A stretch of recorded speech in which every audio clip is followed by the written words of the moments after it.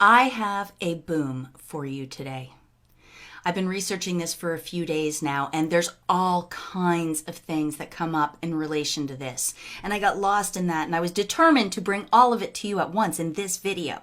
But you know what? In the end, I realized this is such a big deal that it's important for me to go back to the original boom and just deliver that right now by itself to you, all right?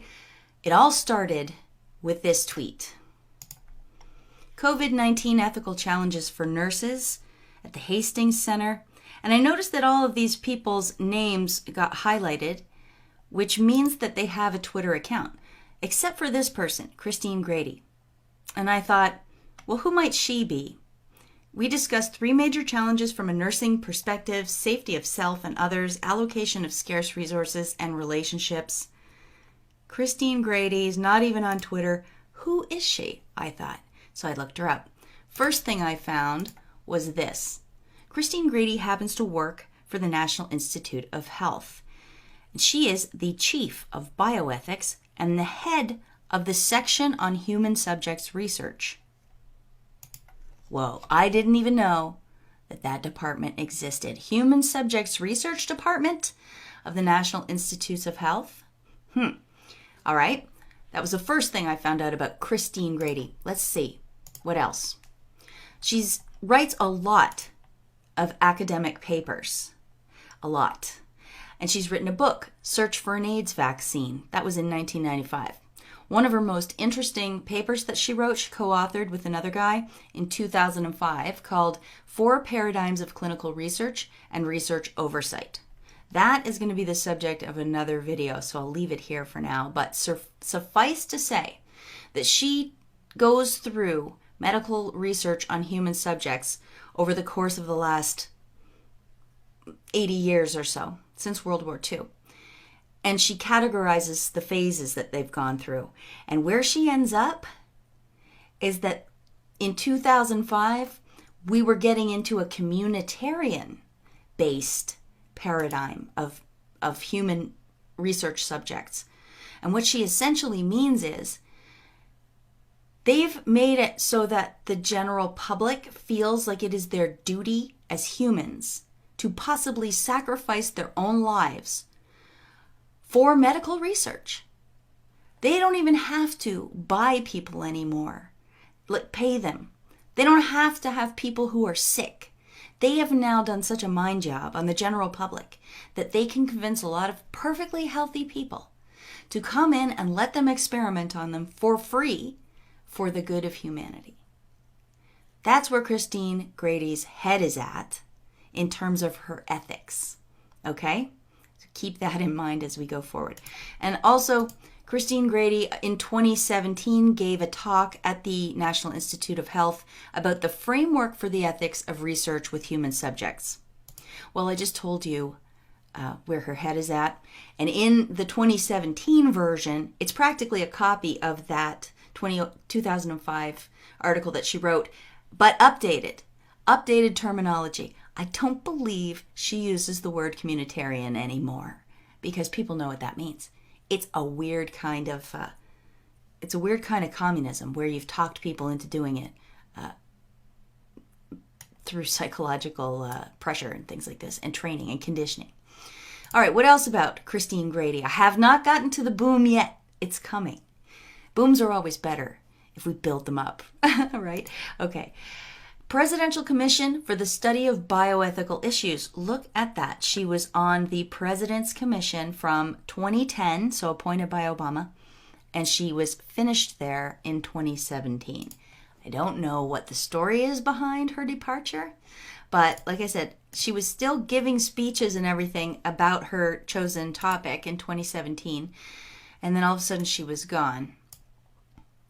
So that's Christine Grady's professional background. I wanted to learn a little bit more about her family, and I found her sister. Wouldn't you know this? Christine Grady's sister was involved in one of the embassy bombings. Here she is here, Joanne Husky. This is from a YouTube video from Voice of Africa. So the story is that she's married to this guy, James L. Husky, who happened to be the second secretary at the embassy in Nairobi, Kenya in 1998. She went there that day, the day of the bombing, supposedly, to have her children get tested to be approved to go to school in Kenya. And she says she parked her car, she walked into the building, had just gone down the stairs to the medical area, and the bomb went off.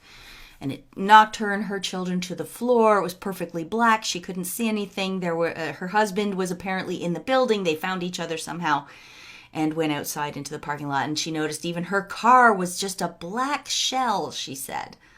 Almost like her car had the bomb in it. I don't know. But I'm not suggesting that, but that's the story that she tells. Isn't that interesting? And the husband, of course, is just as pivotal to look at as the sister.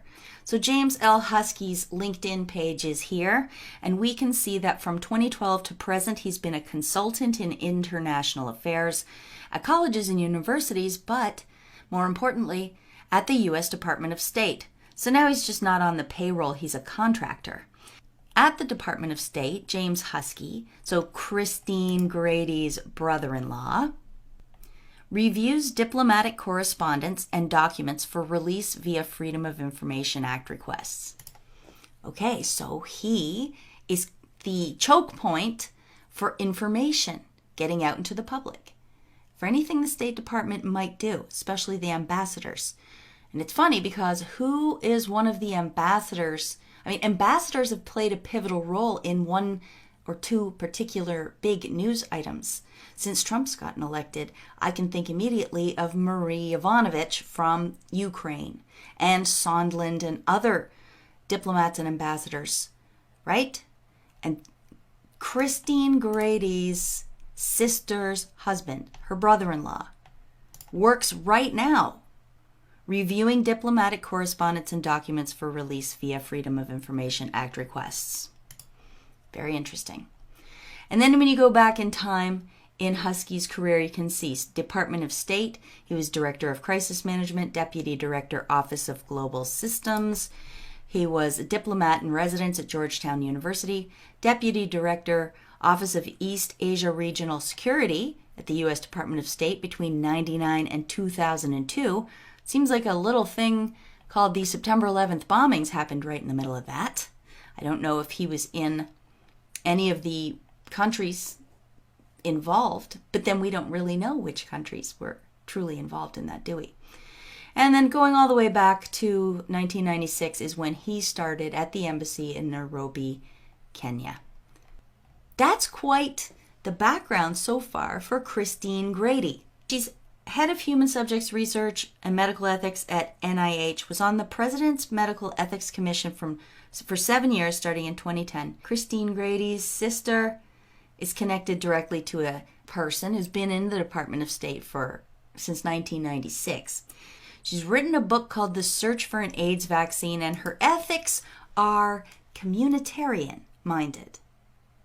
Does she have any connection to Bill Gates? That would be the burning question, wouldn't it? If I could find Christine Grady sitting on the board of the Bill and Melinda Gates Foundation or something like that. Well, I could not find any such connection. No direct connection anyway. And that's where the boom comes in. Are you ready? Who is Christine Grady married to? Any guesses? I won't keep you in suspense. Christine Grady is married to Anthony Fauci. What?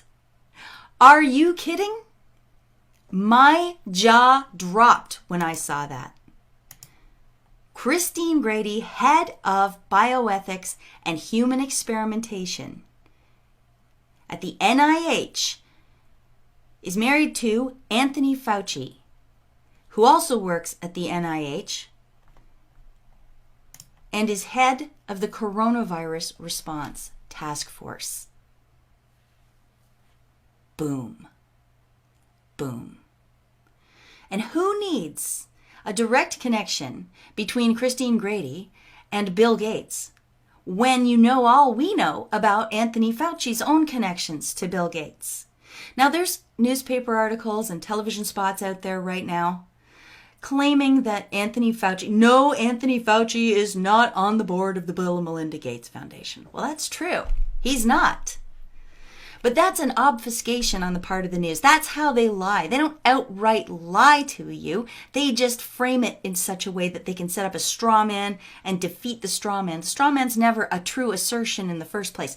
What people know is that Anthony Fauci is connected in a myriad ways to Bill Gates. Here's just two of them for the sake of brevity. From Philanthropy News Daily in 2002.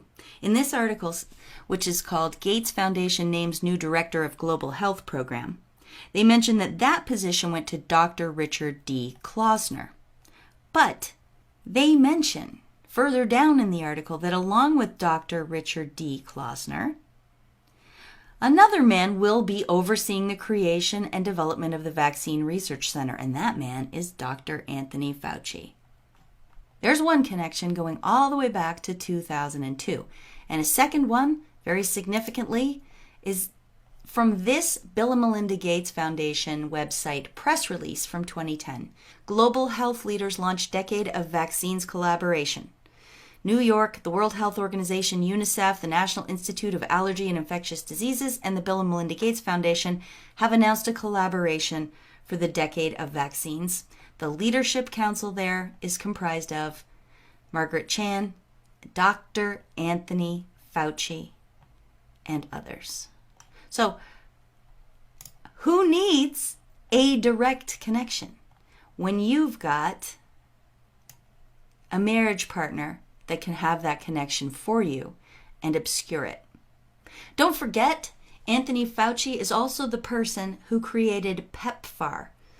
That's a HIV/AIDS funding mechanism from the U.S. government through the U.S. State Department to this other entity called PEPFAR. Bill and Melinda Gates have benefited greatly from funding that goes through PEPFAR. Oh yeah, and before I forget, you guys, if you've been watching me for a while, already know this, but not only did Anthony Fauci create PEPFAR, but the current head of PEPFAR is Deborah Birx. And as you probably know, Anthony Fauci and Deborah Birx are the two people in charge of the coronavirus task force response in the United States. So isn't that cozy? And who stands to benefit if a vaccine gets approved for the COVID-19 response? Bill Gates, of course.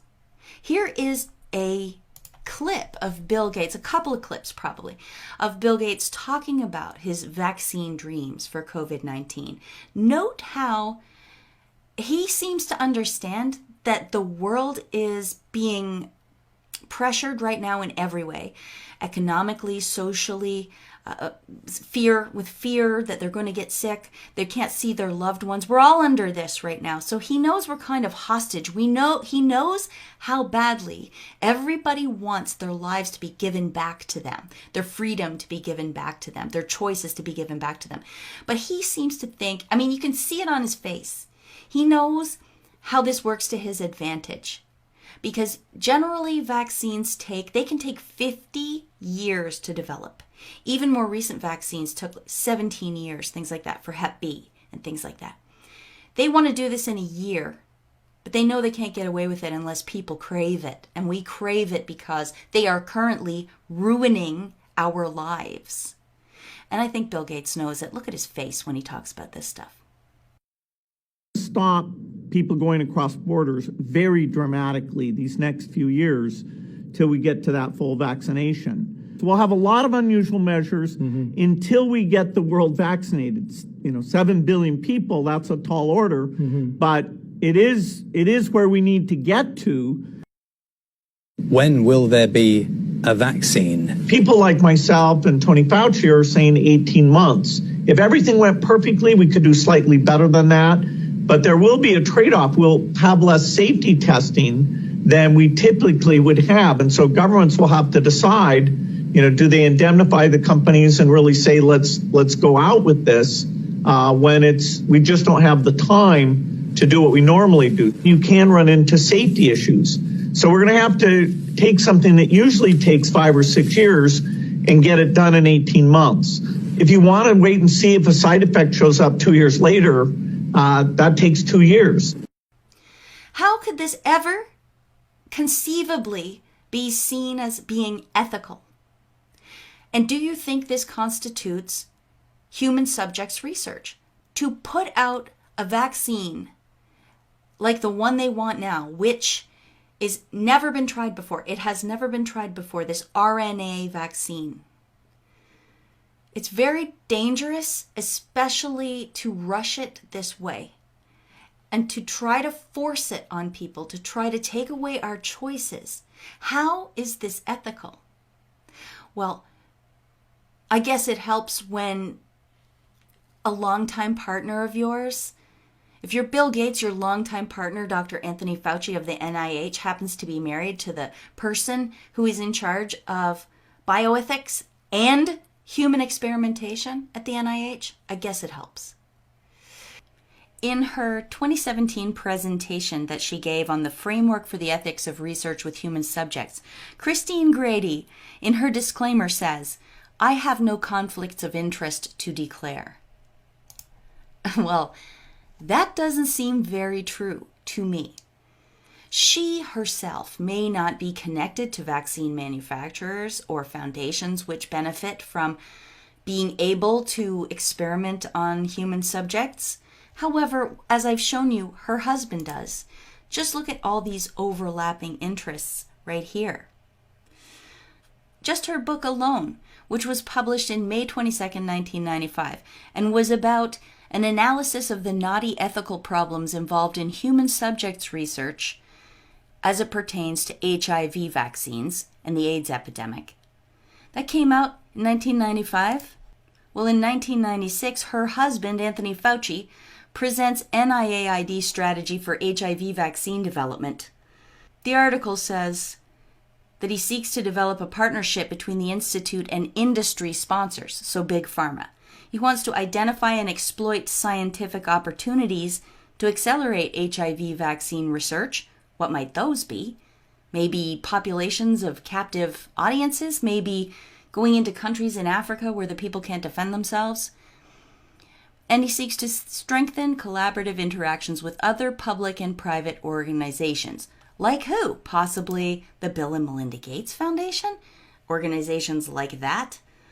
Dr. Fauci is optimistic that a useful HIV vaccine can be developed despite economic, ethical, and cultural constraints. Well, yeah, it's easy to do when your wife is the head of bioethics and human subject research at the National Institute of Health. That sure does grease the wheels, doesn't it? So, yeah, excuse me, but I don't have a high opinion of Christine Grady's own ethics when she says, "I have no conflicts of interest to declare." I'm going to leave it there for today because I think this boom is big enough as it is. There were tentacles that came off of this about medical ethics, about the polio vaccine, about Bill Gates and his company using technology to track refugees way back in 2001. In fact, before I stop talking, let me just give you a look at that one because this has to do with Christine Grady's sister, Joanne. I told you she was involved in that Kenya bombing, right, at the embassy? Well, in this 2001 edition of Foreign Service Journal, they print her story. She writes it in and they print it. And in this very same edition of Foreign Service Journal is another interesting article about technology and the UN High Commission on Refugees.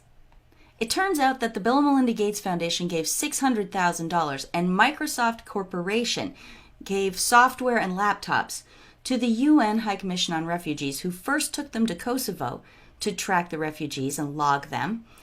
And then they used version 2.0 after that in Senegal and New Delhi. It says here, in a speech at Microsoft headquarters last July, then Deputy High Commissioner for Refugees Rick Barton suggested that technology could help UNHCR, quote, move beyond just the care and maintenance of refugees to connect the diaspora of people who are influential in the development of post-conflict societies. Oh boy, that opens a whole can of worms.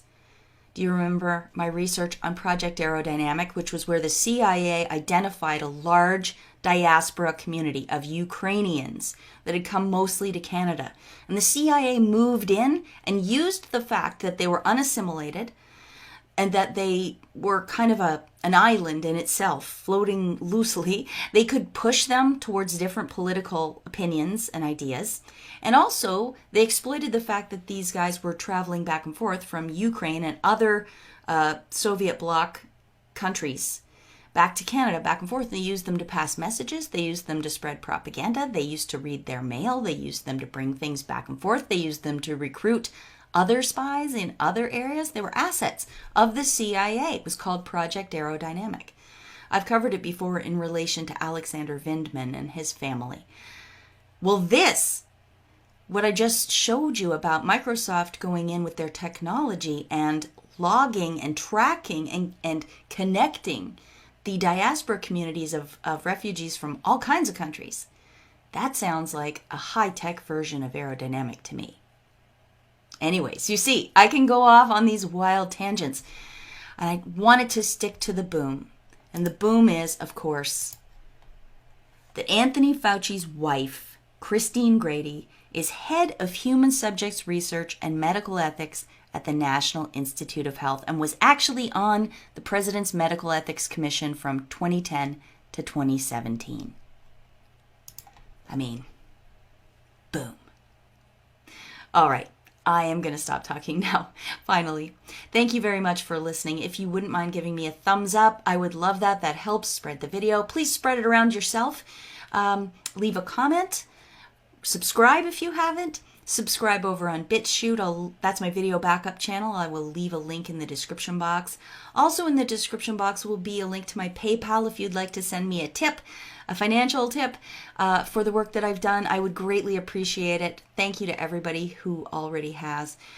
Also, if you don't want to use that, you can use the regular mail at my P.O. Box address, which is on the contact page of my website, amazingpolly.net. All that stuff will be in the description box below, along with references and other things. Thank you so much, everyone. Until next time, peace out.